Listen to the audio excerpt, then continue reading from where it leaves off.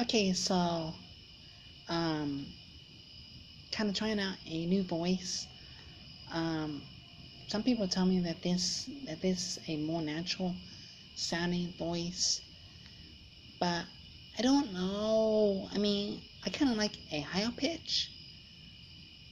Maybe over time it'll get there. I don't know. Anyway, so this past Tuesday, I shot a video for the National Coming Out Day. Woo! And I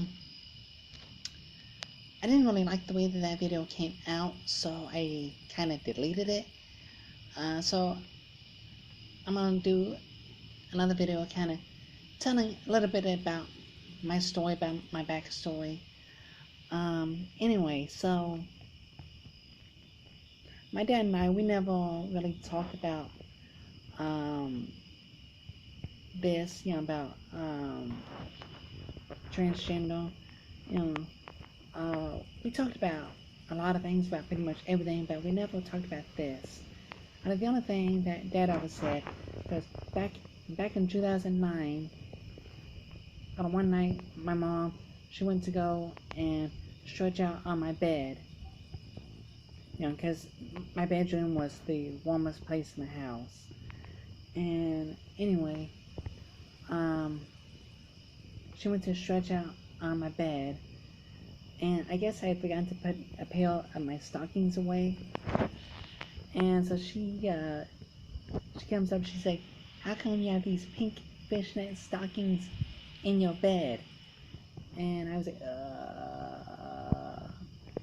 And it was like either the next day or the day after that, Dad, the other thing he said was, "Well, just don't let Mom find out." Anyway, shortly after Dad died,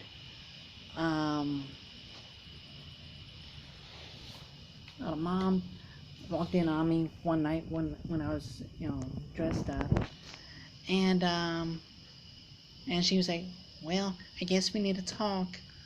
And I mean, I thought she was sound asleep, but I guess she wasn't. And so talking to her was interesting, because see my parents were extremely old school. They were 40 when they had me. Dad was born in 1944, Mom in 1945, and so they were extremely old school. And so Mom, she never really understood. She would always, blame herself, and I tried to be like, "No, Mom, it's not you, it's me." But she never really understood. That's not to say that she didn't love me, but she just never really understood where I was coming from. Anyway, so as she was dying, I kind of leaned in, and I whispered into her ear that I was done with Lauren. I was done with the feminine stuff. And after she died, I entered into a relationship with this lady. Calling her a lady is, trying to be polite. In reality, she's a total fucking bitch. So anyway, I entered into a relationship with Miss Slut. And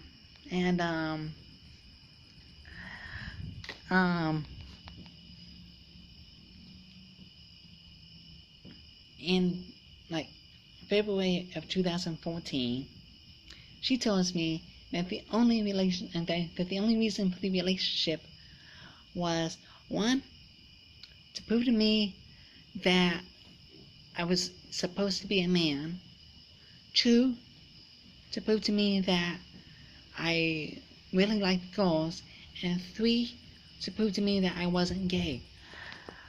I'm not gay. I like guys. Um, anyway, so I was like, what the fucking hell?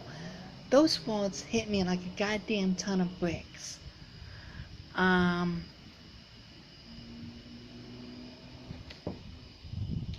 anyway, I was like, what the fuck? She, she completely wrecked me when she, told me that. Cause it's like, really, all of these, like, 10 months have been an entire lie, you know,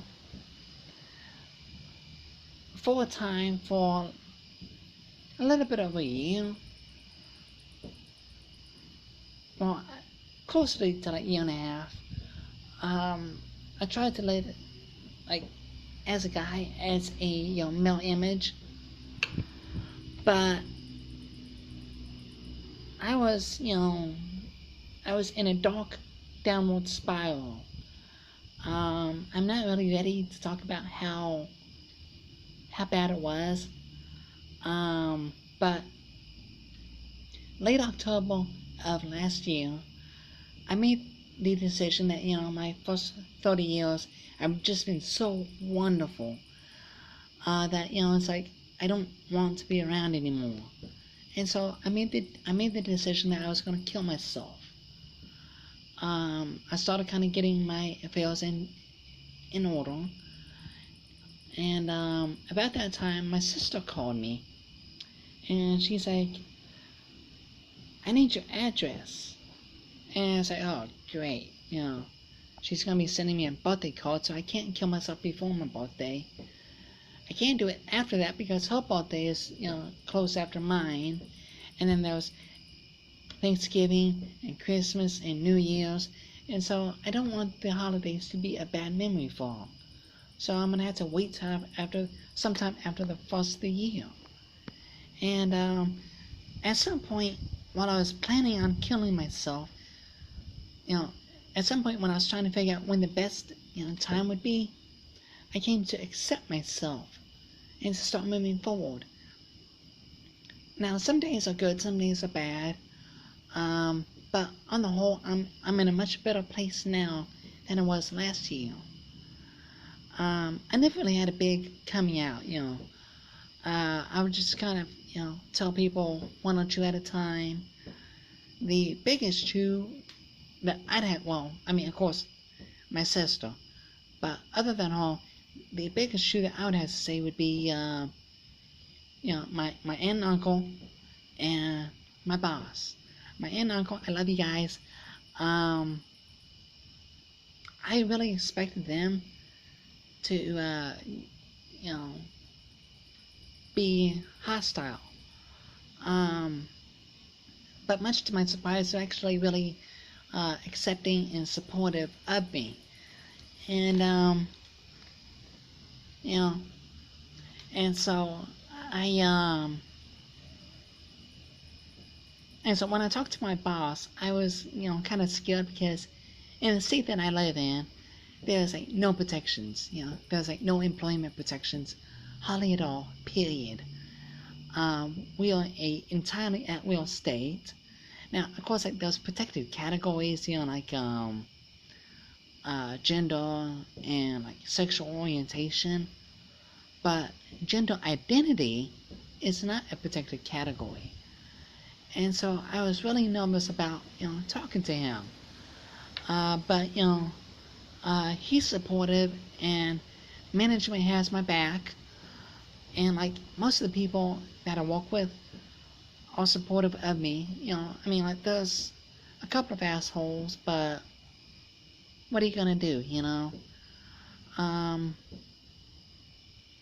But yeah, like that's my, abridged story.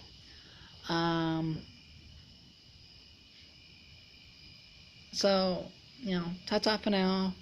See you later.